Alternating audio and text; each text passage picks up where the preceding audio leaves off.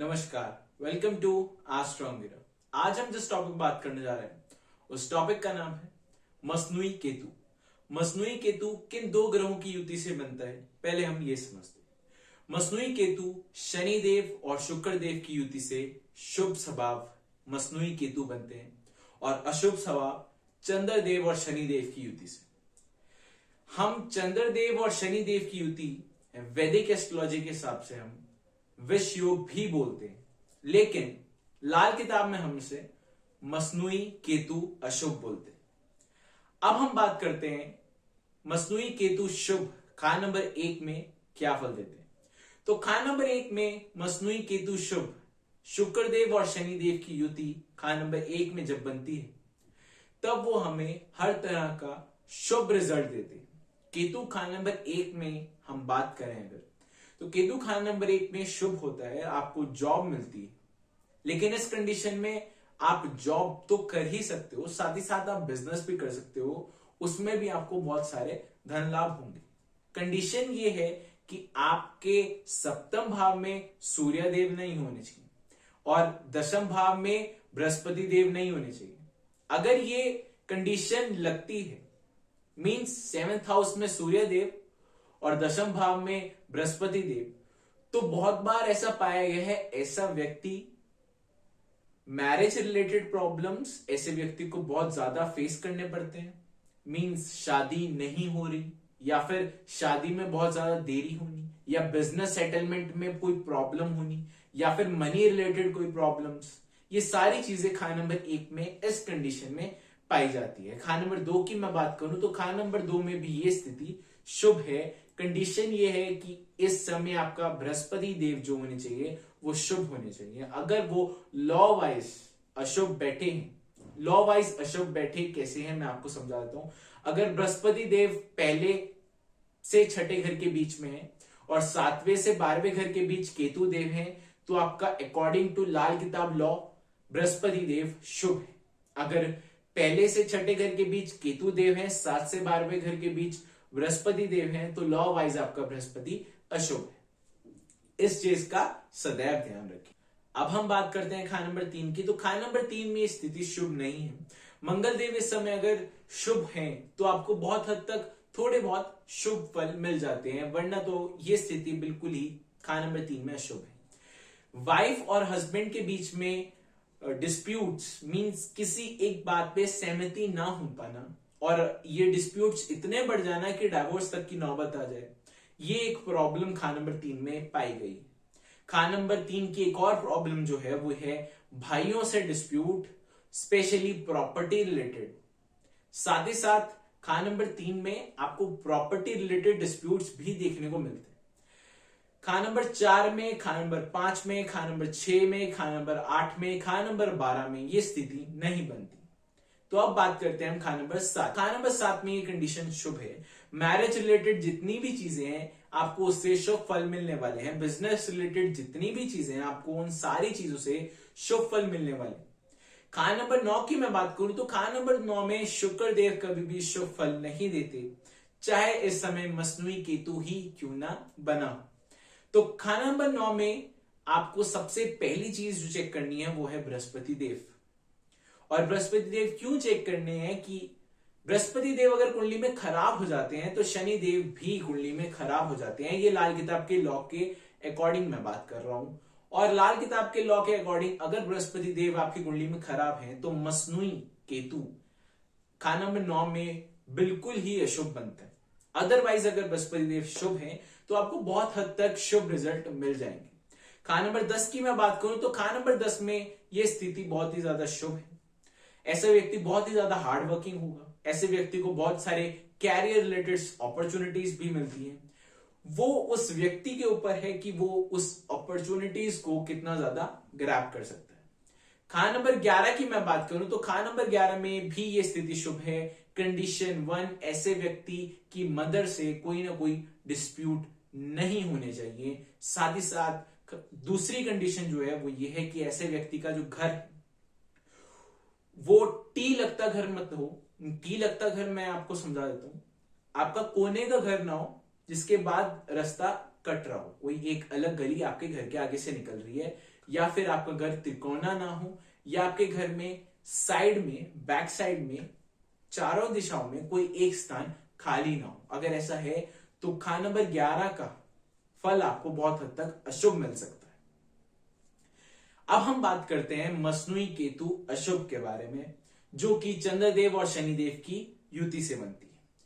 तो ये युति खाना नंबर 1 में नहीं बनती, बाकी सब घरों में ये युति बनती है। हम बात करते हैं खाना नंबर 2 की। तो खाना नंबर 2 में कैरियर रिलेटेड प्रॉब्लम्स आपको आएंगे, क्योंकि चंद्रदेव आपके कैरियर में ऑब्स्टेकल्स डालेगा।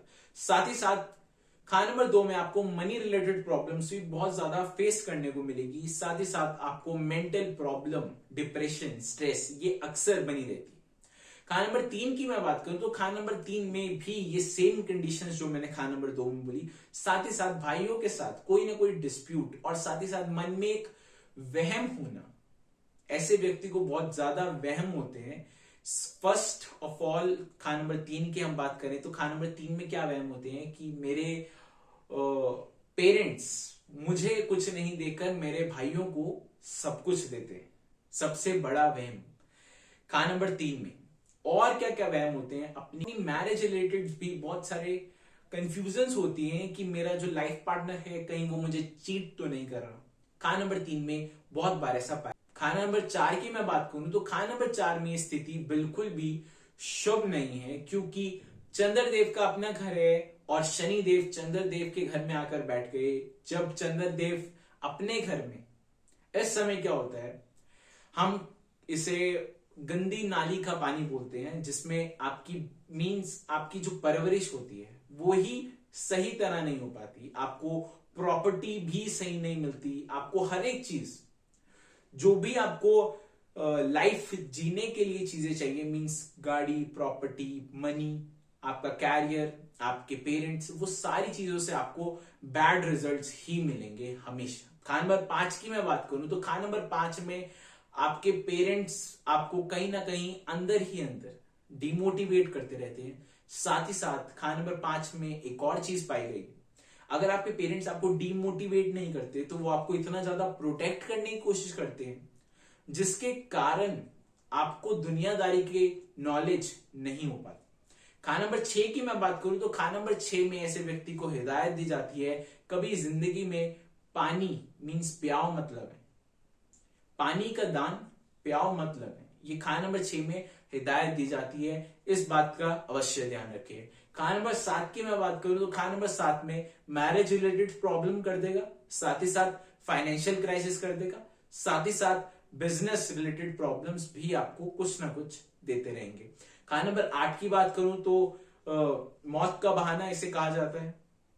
मौत का बहाना मीन्स ज्यादातर ऐसी कंडीशन में मौत का बहाना क्या होता है, आप अपने अंदर कोई ना कोई ऐसा थॉट पाल लेते हो कि मुझे किसी ना किसी चीज से फोबिया हो चुका है। वो ऐसी कंडीशन में बहुत ज्यादा पाया जाता है, जो कि मैंने अभी खाना नंबर 3 में ही बोला कि वहम ऐसे व्यक्ति को बहुत ज्यादा होते हैं। खाना नंबर 9 की मैं बात करूं तो खाना नंबर 9 में स्थिति कुछ हद तक शुभ है बाकी खानों से, लेकिन उतनी भी शुभ नहीं है, क्योंकि इस समय भी आपको कुछ ना कुछ लाइफ में प्रॉब्लम्स हर समय फेस करने को मिलते रहते हैं। साथ ही साथ आप बिल्कुल भी अपने लिए लकी नहीं होते, कहीं ना कहीं आप बहुत ही ज्यादा अनलकी पर्सन होते हो। खाना नंबर 9 की मैं बात करूं, आपको पेरेंट से कुछ ना कुछ बेनिफिशियल रिजल्ट मिल सकते हैं, कैरियर से भी कुछ ना कुछ बेनिफिशियल रिजल्ट मिल सकते हैं, लेकिन आप फिर भी ओवरऑल बहुत ही ज्यादा अनलकी पर्सन अपने आप को फील करते होंगे। खाना नंबर 10 की मैं बात करूं तो खाना नंबर 10 में ये स्थिति बिल्कुल भी शुभ नहीं है, क्योंकि ऐसा व्यक्ति अपने हाथ पांव चलाकर राजी ही नहीं होता। ऐसा व्यक्ति कर्म करने से हमेशा हिचकिचाता है। इस कारण ऐसे व्यक्ति को अपनी चीज जो इसको भगवान ने देनी है वो भी चीज ये व्यक्ति ग्रहण नहीं कर पाता। खाना नंबर 10 में ये चीज लिखी गई है। खाना नंबर 11 की मैं बात करूं तो खाना नंबर 11 में कंडीशन बिल्कुल भी शुभ नहीं है। आपकी माता का कष्ट, आपकी फाइनेंशियल क्राइसिस, आपके हाउस रिलेटेड प्रॉब्लम्स, आपकी अपनी प्रॉब्लम दैट आपकी सैलरी इंक्रीमेंट नहीं हो रही है, आपकी सैलरी एक बहुत ही जिसे कहते हैं ना कि आउटसोर्स पे, जिसमें हम आपको 8 या 10 हजार पर रखते हैं, वो चीजें ऐसे खाना नंबर 11 में बहुत बार पाई जाती है। खाना नंबर 12 में बात करूं तो ऐसे व्यक्ति को कुछ ना कुछ समय के बाद हॉस्पिटल जाना पड़ता है। कोई ऐसी प्रॉब्लम आ जाती है घर में जिसके कारण उसको हॉस्पिटल जाना पड़ेगा, या फिर वो ही इतनी बार बीमार होता रहता है जिसके कारण उसे हॉस्पिटल बार बार जाना पड़ेगा। तो ये हुई मसनूई केतु की बात। हमारे मसनूई सीरीज आज केतु देव पे विराम होता है। साथ ही साथ एक जरूरी सूचना, केतु देव एक जिसे हम दरवेश भी कहते हैं, केतु देव को अगर आप अपनी कुंडली में अच्छा कर लें तो आपको भगवान भी आपका अच्छा कर सकते हैं। मीन्स कहते हैं ना कि दरवेश के आगे भगवान भी झुकते हैं। तो केतु देव मीन्स जो आपकी गली के कुत्ते हैं उनको कभी नाराज मत करें, उनको कभी बेफालतू में, कई लोग आप देखते हो कई लोग बेफालतू में पत्थर मार देते हैं। और ये मैं विश्व योग में तो स्पेशली केस बताता हूं जिसमें ऐसे व्यक्ति कुत्तों के बहुत मीन्स दुश्मन होते हैं। गली में जा रहे हैं तब पत्थर मार देंगे, कोई ऐसे ही छेड़ देते हैं, कुछ ना कुछ ऐसा करता रहते हैं जिसके कारण केतु देव उन्हें बहुत ही ज्यादा अशुभ रिजल्ट देते हैं। और केतु देव अगर कुंडली में खराब होते हैं तो बृहस्पति देव भी उस कुंडली में खराब होंगे, और बृहस्पति देव उस कुंडली में खराब होंगे जिस कुंडली में शनि देव भी खराब होंगे। तो 3 ग्रह आपके हाथ में है ठीक करने, और अगर ये 3 ग्रह आप ठीक कर लेते हो तो आपको धनवान होने से कोई नहीं रोक सकता। आज के लिए इतना ही, धन्यवाद।